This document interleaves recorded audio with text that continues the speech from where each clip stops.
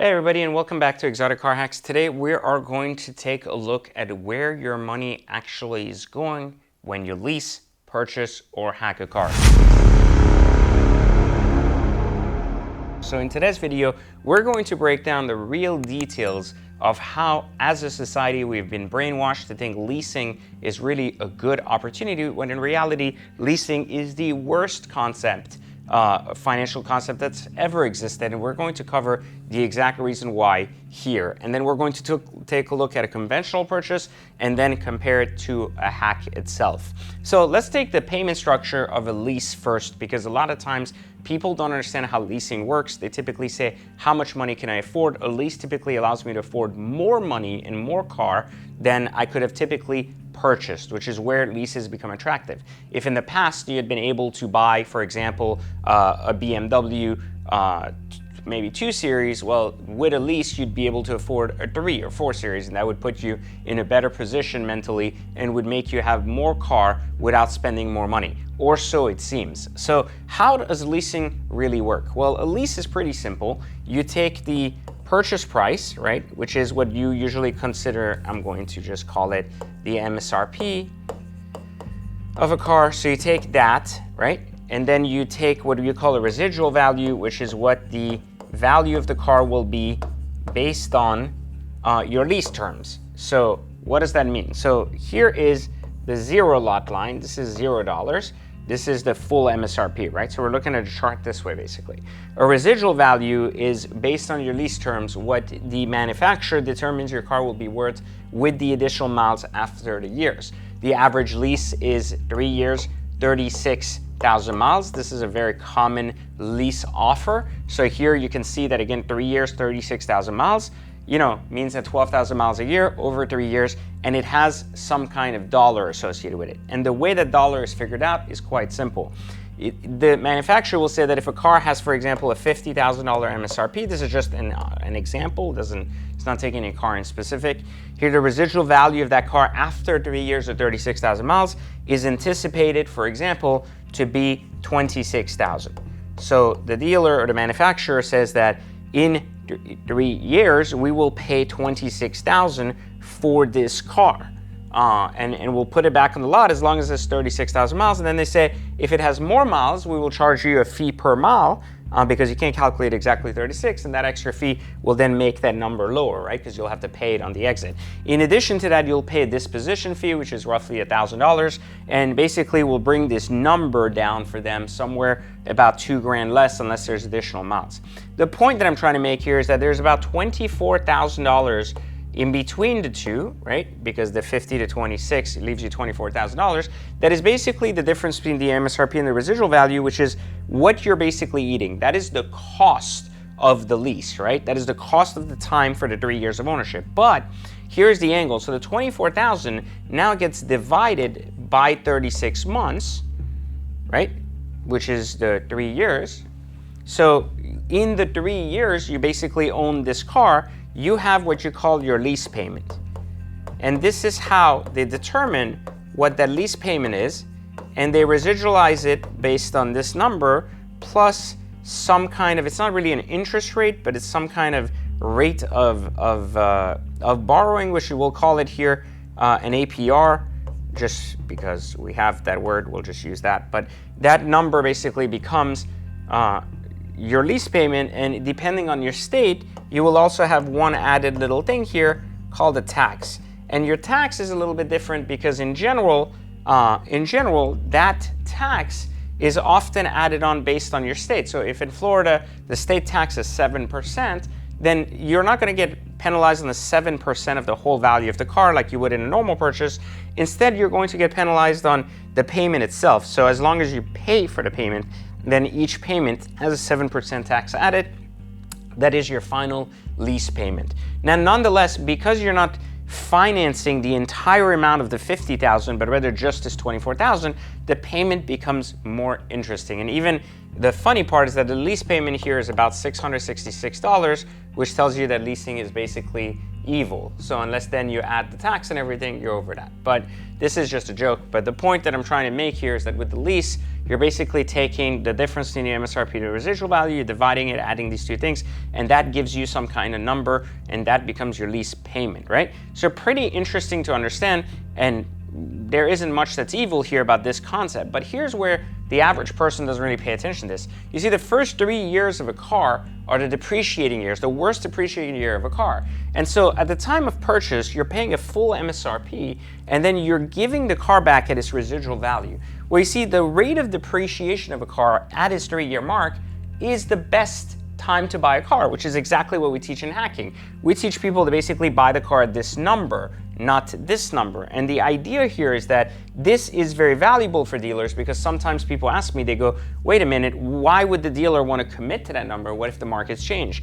But the reality is it doesn't work that way, because you see, it can change, but it's very unlikely. And it's unlikely that it changes with a big variant, because manufacturers understand what hacking is and they position themselves well for it. So what I'm trying to tell you is that at the best possible time you could enjoy your car the longest with the most miles and the least cost is the time they ask you to bring it back to the dealership, versus in its worst case where it will depreciate at its highest points. That's the point they're making you buy it and making it attractive with a small payment. And that payment makes you excited because you feel like, of course, you can afford it. Now, this was the lease idea, right? Now we're going to take a look at the purchase idea. And this is, again, why the lease isn't very valuable. Now, in the purchase side of things, there is a little bit of a difference. You take the full MSRP, and you take that amount, which we'll use 50,000. You finance that amount, right? If you're doing that. And you finance that usually over 72 or 84 months, and that gives you your payment, minus, of course, your down payment. The offset, though, where the purchasing isn't as effective as the lease, is you pay the tax up front, meaning you pay the tax on the entire amount. So you pay 50,000 plus tax, and then divide that into the 72 or 84.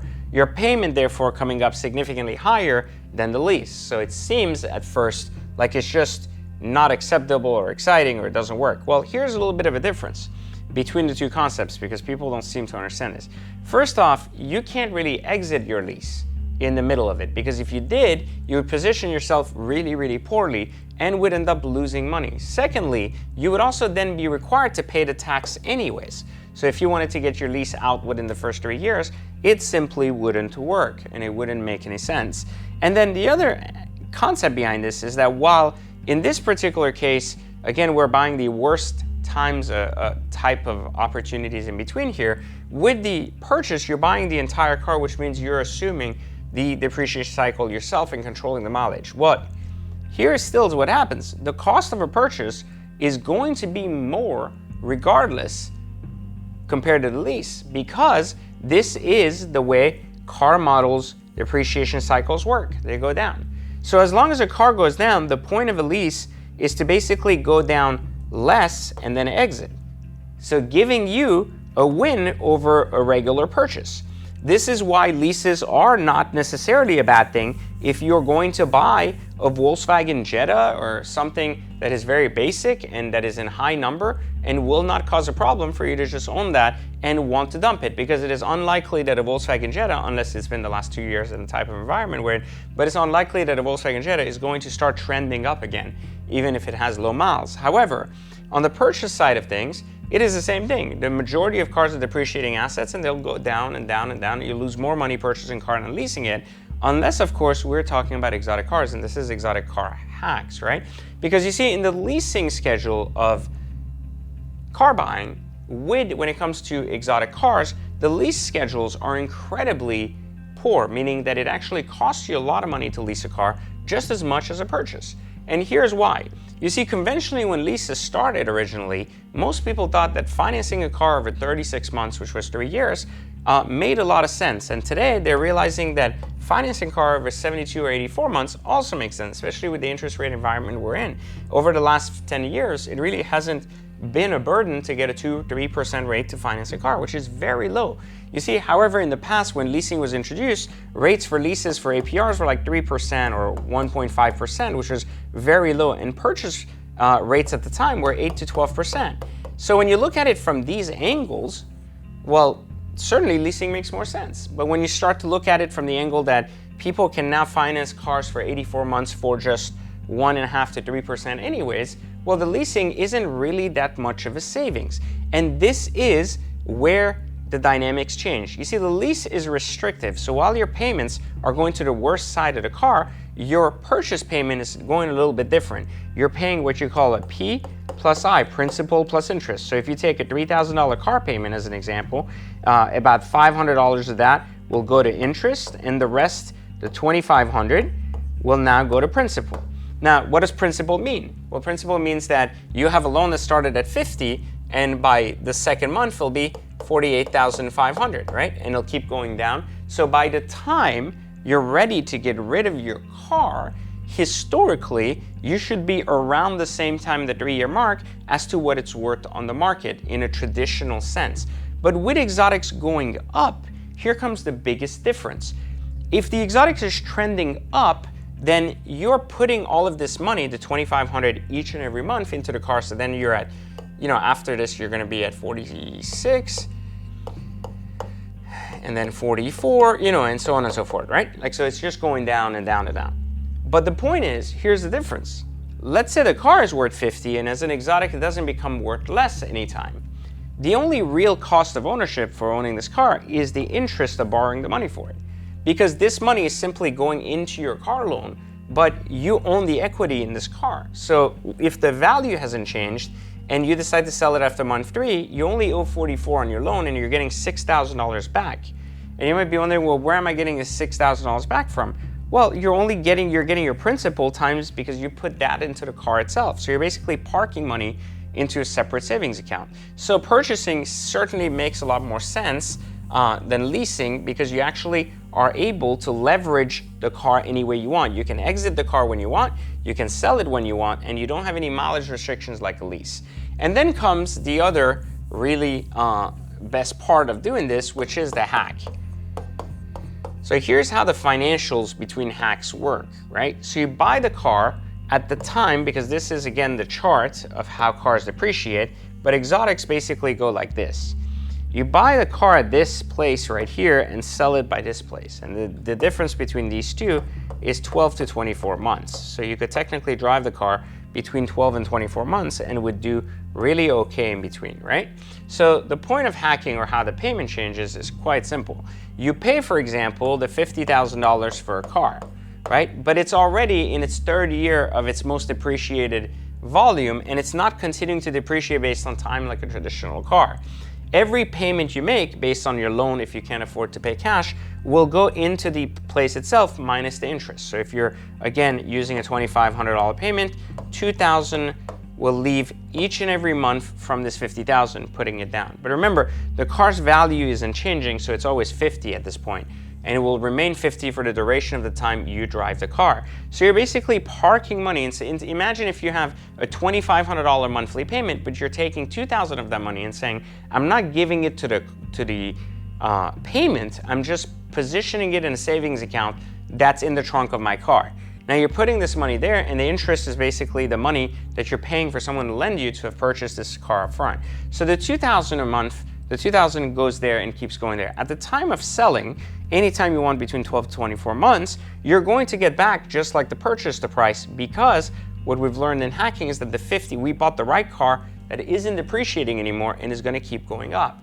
So this is, in a sense, when you're a little bit wealthier, or maybe you are now, you'll start to realize that there's one important thing when it comes to making money, and is learning how to park it. This is something conventionally that a lot of people don't understand about the game of finance.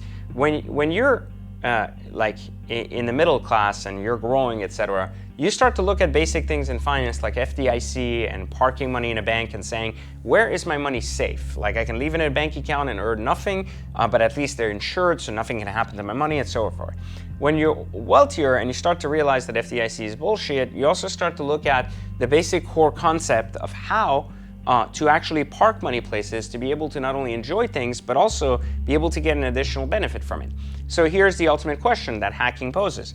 If I was able to take $200,000 of your $1 million bank account and park it in a car, and you got to enjoy that car for a year and safely remove your money back once you were ready to sell it, would you not be buying a $200K car? Would you still be afraid that that money is going to be in danger and you're going to lose money as a result of it? The majority of people would agree that if they knew they could drive a Ferrari, you don't have to convince someone to drive a Ferrari or a Lamborghini. If you could own a Ferrari and not lose any money, you certainly would own a Ferrari. The issue is that most people are afraid that they would lose money when driving a Ferrari. And the only real cost of ownership here is, in case you can't afford to park the $50,000, is to park the bank's money and still enjoy the car, because the only real loss in the drive of the car for the 10, 12, 24 months is the interest on the loan that you used to acquire for the car itself, unless you were rich enough to pay cash, and at that point you would just park money instead of be charged an interest rate, and that would be equally easy. I mean, the simplest equation to see is if you bought a car for $50,000, drove it 2 years and sold it for $50,000, would you have lost money? And the answer is no, because you drove the car, and in many cases, even if you're dealing with inflation, then the price of the car will go up and counter that as well. So it's a great way to basically park money. And this describes the difference between leasing, purchasing, and hacking. But again, let me know your thoughts on this in the comments. And of course, if you want to see more content like this, turn on subscriptions, turn on notifications, and subscribe to the channel. And I'll catch you in the next video for exotic car hacks. Hey everyone, PJ here. Thanks for watching, and I hope you've enjoyed the content. Now listen, if you want to learn more about how to become a car hacker, all you have to do is click the link on your screen and take my free 60-minute training on how to hack exotic cars. Your ability to learn how to get in and out of cars without losing any money, and in many cases, not even using your very own money. So click the link and I'll see you inside the training.